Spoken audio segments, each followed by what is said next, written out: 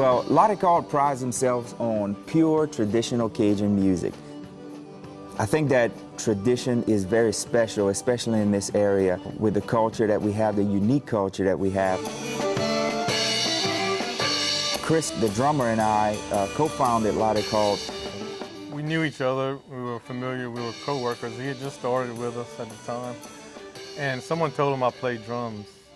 So he came up to me one day and said, "Hey, I heard you play drums." I said, "Yeah, I heard you play accordion." I said, "Cool, we need to get together and kind of jam."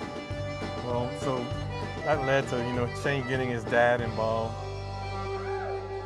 We decided that we would stick to traditional Cajun music. Now, of course, when we speak of traditional Cajun music, the sound that we have is sounds from the late 1800s, early 1900s.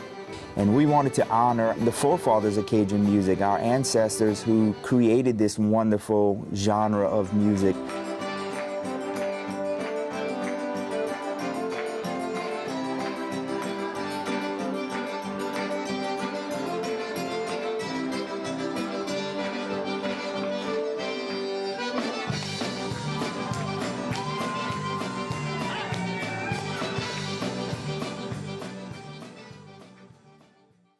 Well, for LJ and Shane, obviously they're father and son, combination. LJ, I watched Shane grow up, learning to play the accordion, bought his first accordion when Shane was young.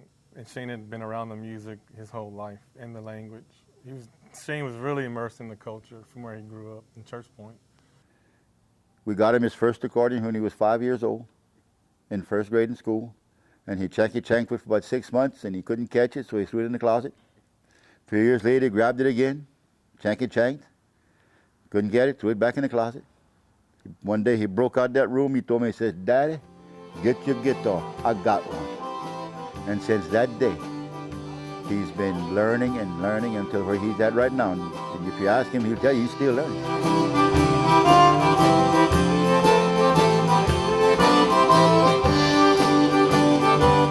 The fiddle player is Breaux.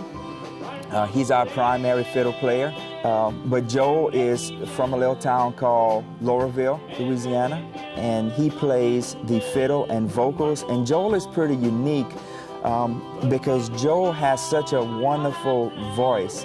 His pitch and his Cajun singing reminds me of very old-timey Cajun music.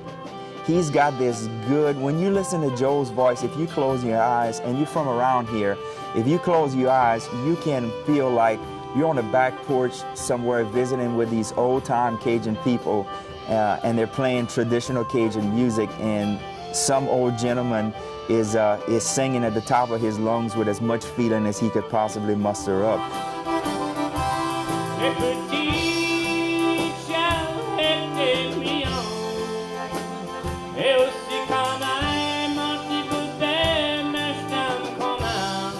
His voice is phenomenal. When he starts singing, people's the heads turn literally. When I'm playing drums, I don't have much to do except look at their backsides most of the time on stage. So I tend to look at something else. But so I'm always scanning the crowd to look at the reactions. And so when he starts to sing a verse, the heads turn. I watch it. It happens. It's kind of a magical thing.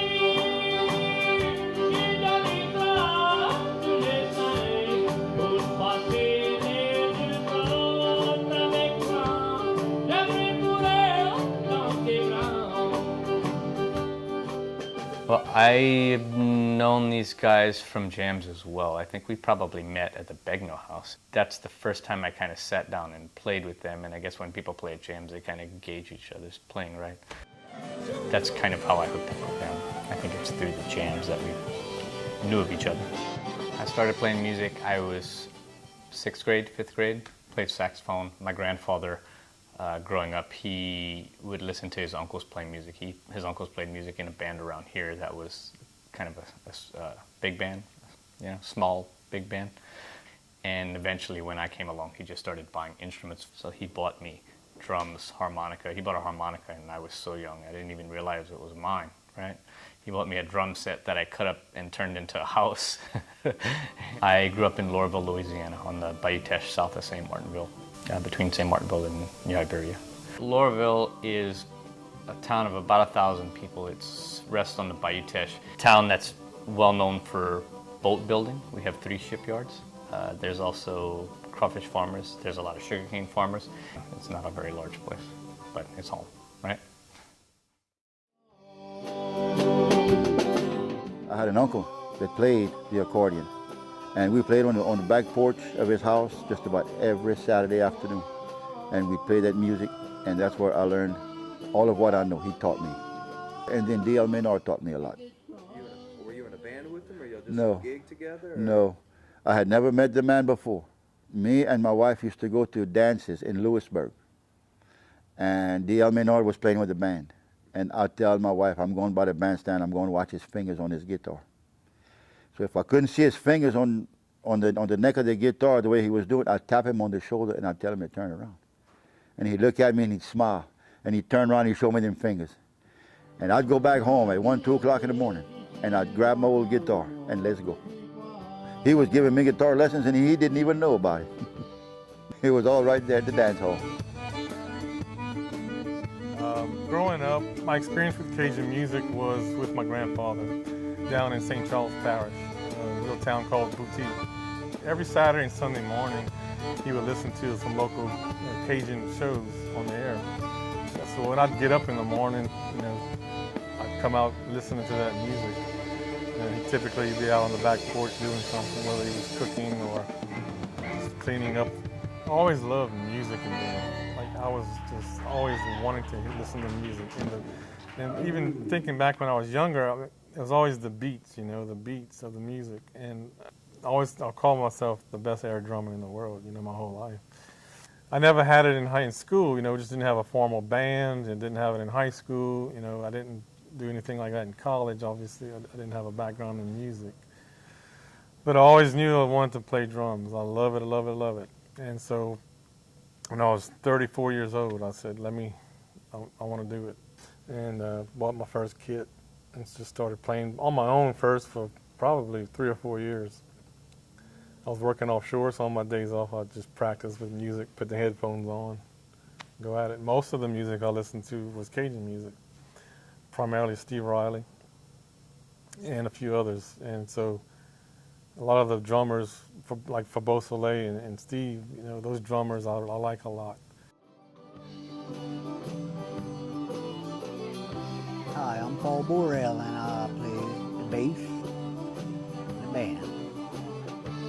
He played some before you. Poulos had played bass for Swamp Pop for many, many years. And now we was looking for a bass player. So I racked my brains out and everything else, and I contacted a friend of mine, and he said, what about Paul Borrell? I said, I never thought about Polo. So I called Polo, and he told me, he says, I'm kind of retired right now. He says, the bass is under my bed. He says, I hardly don't play anymore. And I was kind of out of it. I put my guitar underneath the bed, and I wasn't too much into playing music anymore. And they had started the band, and they were looking for a bass player, and Lerlin told them, he said, well, I know somebody that plays bass. He said, I'll give him a ring. So he called me and said, look, would you like to come play bass with us? I said, well, I don't know. And I said, well, Polo, I said, we tried to put a band together, a French band, and I said, if you want to play, I said, come join us. I said, we'll try to make it work. Oh, I don't know, we'll see. Where y'all practicing at? So I told him we'd be at Shane's house. And the woman I was seeing at the time, she said, look, she said, you need to play music again. She said, you need to get back into it. So I said, well, let me go check it out. I grabbed the guitar and I went in, and so they said, well, we got our bass player, And that's pretty much how you say that, got things rolling.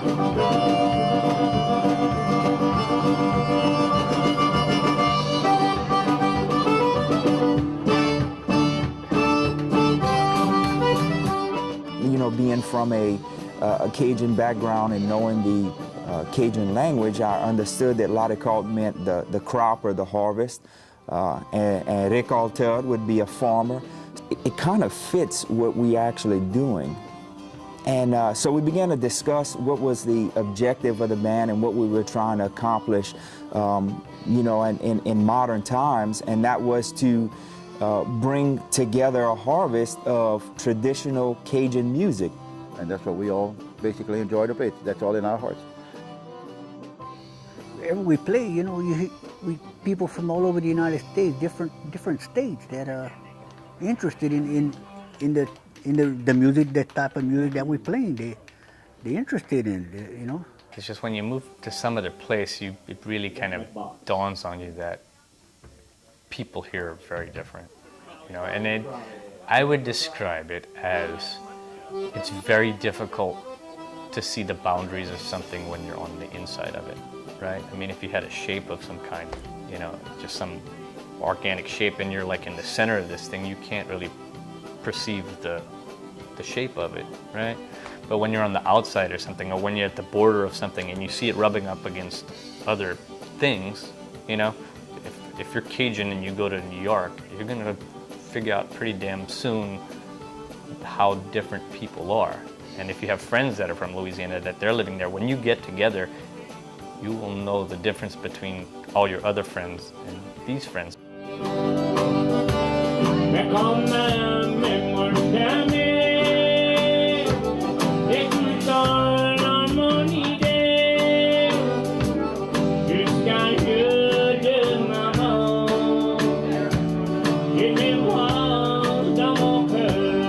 I would tell these people just to listen real close to the music and to feel the music, even though they don't understand the language, to feel the music, because I've been told by some people they don't understand the language, but the music, and they can feel it.